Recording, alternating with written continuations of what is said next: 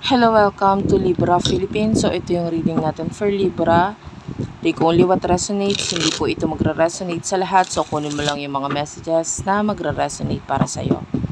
Kung ikaw ay cross-watcher, pwedeng maging ikaw ito at hindi si Libra. So, bahala ka nang ilagay ang sarili mo sa sitwasyon. Pwede magkapalit-palit ang roles. Depende sa mga nangyayari sa'yo. For personal reading, Jing Tarot Reader, search mo na lang siya sa Facebook. Siya yung pwedeng magbigay ng personal reading sa'yo. And yeah, hopefully mag-iwan ka ng comment at like sa baba ng video na ito. Sobrang na-appreciate ko yan. Kahit po heart lang, smileys, malaking bagay na po. Kasi sobrang nagpapakita ng malaking suporta po sa akin. So start na po natin ng reading. This is for Libra. Kapalaran sa pag-ibig. For Libra, please.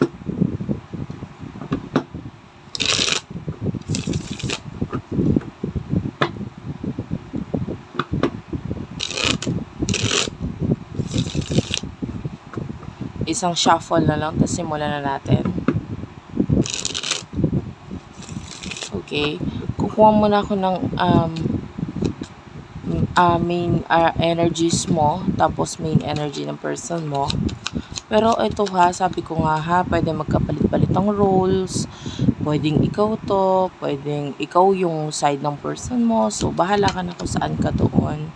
King and Queen of Wands is here. Five of Pentacles. Punta tayo sa side ng person mo.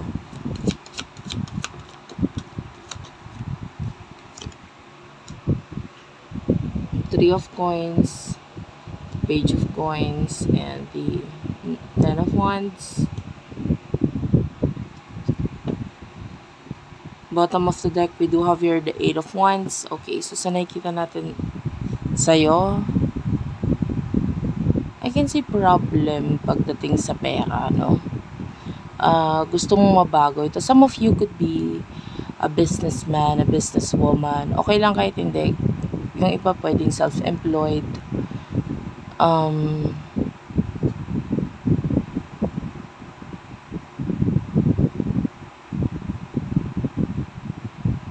I don't know, nakikita natin parang kailangan mo ng tulong or kailangan mo ng something, no, na mas makakatulong pa sa iyong career. Pero the way I see this, lalo na King and Queen of Wands, it's like a business for some of you para mas ito, pondohan or ma-survive. For what I can see here, you need to survive your business or your career na pwedeng ito ay unti-unting bumabagsak or nagkakaroon ng problema.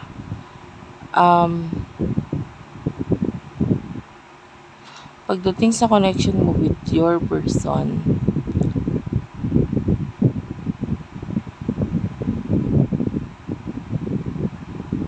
I feel like alam mong magaling siya. Hindi ko nakikipagkompetensya ka sa kanya pero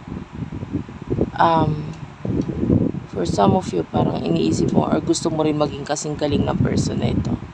With the Three of Coins, nakakita tayo dito ng growth pagdating sa person mo financially. Ayan. And with the Page of Coins, yung person mo parang uhaw siya sa kaalaman, sa galing na kaya pa niyang ipakita sa iba. Na parang gusto niya pang mas maging more. Uhaw siya Uhaw siya sa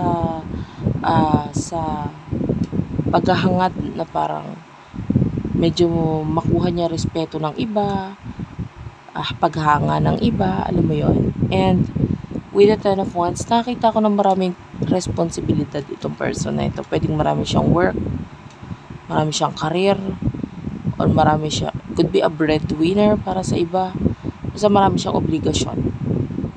And kinakaya yun ng hindi ko alam kung bakit ang tingin mo parang nahihirapan siya. Pero hindi siya nahihirapan. Madali para sa kanyang gawin yung mga ginagawa niya. Kasi sanay na siya. Magaan lang para sa kanya yung mga iniisip mo parang nagpapahirap sa kanya. Anyway, ano nasa isip mo at emotions mo towards this person?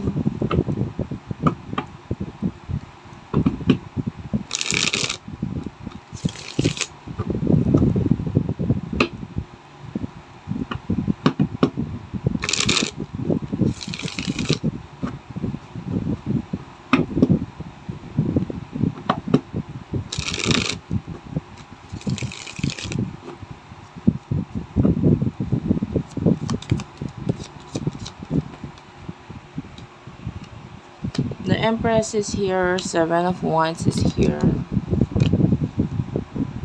The Magician. Dalawang major arcanas. The Empress and the Magician.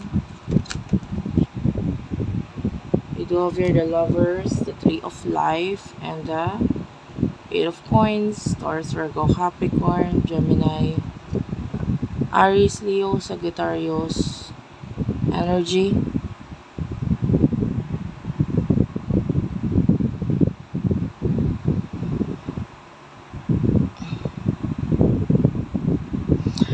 This is you with the Empress na parang mahalaga sa'yo yung person mo eh. Nagfo-focus ka sa ano mo eh, sa health mo, sa kung ano man, yeah, pwedeng financially. Pero parang yung hindi mo na kaya, parang gusto mo nang isuko eh. There are times na gusto mo nang isuko. Kung ano itong bagay na hindi mo na kaya. With the Magician, I feel like nasa isip mo ngayon, gusto mo ma-develop din ang sarili mo din. So, kahit may mga times gusto mo na sukuan, pinipilit mo pa rin ang sarili mo. Kasi kahit paano mahalaga pa rin naman sa'yo kung ano itong bagay na to.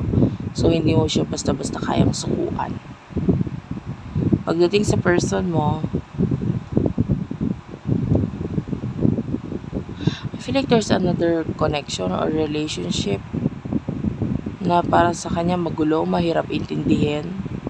Pwedeng yung connection or yung relasyon nila or yung taong kakonect niya mismo, masyadong magulo. So, parang sabi ko nga sa'yo,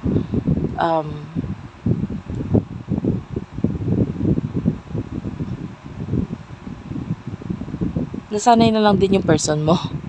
Alam mo yun, yung parang kahit magulo yung I feel like may kakonect na person na iba, itong person na ito. And then yun nga, kahit magulo yung person na yun, parang nasanay na lang din naman siya doon at sa sitwasyon nila. Parang ganun. And, yeah, what will happen in the near future for you and this person?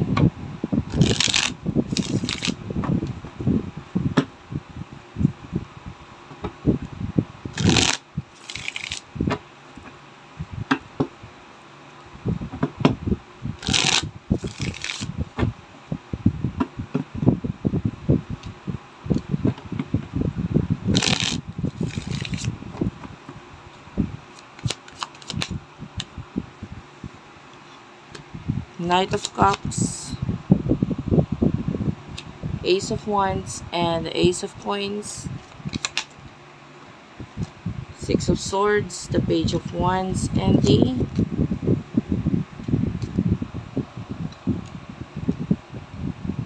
Four of Coins. Bottom of the deck, the Ace of Swords. Gemini, Libra, Aquarius, Aries, Leo, Sagittarius, Taurus, Virgo, Capricorn energy. Ang daming new beginning sa iyo eh. Like maybe offers with regards to career. Maraming bagong offer na dadating sa iyo. Yan. In the near future. Pero hindi ko pa nakikita yung pagpili mo or pag-take mo ng actions. You could be dealing with your soulmate or twin flame. I can see angel number 111. Yan. It's like a twin flame or a soulmate connection.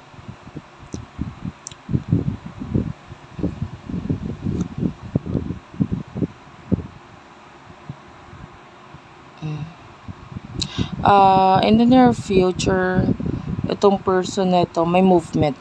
I feel like pagdating sa connection ninyo, nagmo-move on itong person na ito or possible naka-move on na siya. So, this could be a past person. Could be someone na mas younger sa'yo. Or kung nagkaroon kayo ng connection in the past, pwedeng bata pa kayo masyado ng time na yon.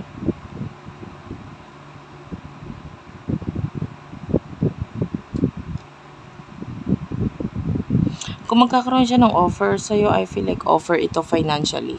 Hindi ko sinilalahat ha, hindi para sa lahat. But, pwedeng yung offer na ito ay manggaling dito sa person na ito. And wala yung kinalaman sa love or anything, basta may kinalaman lang yun sa pera. Okay?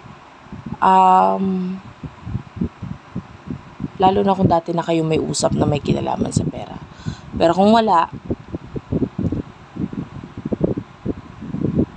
I feel like yung person na ito, pwedeng magkaroon ng connection or communication. Pero,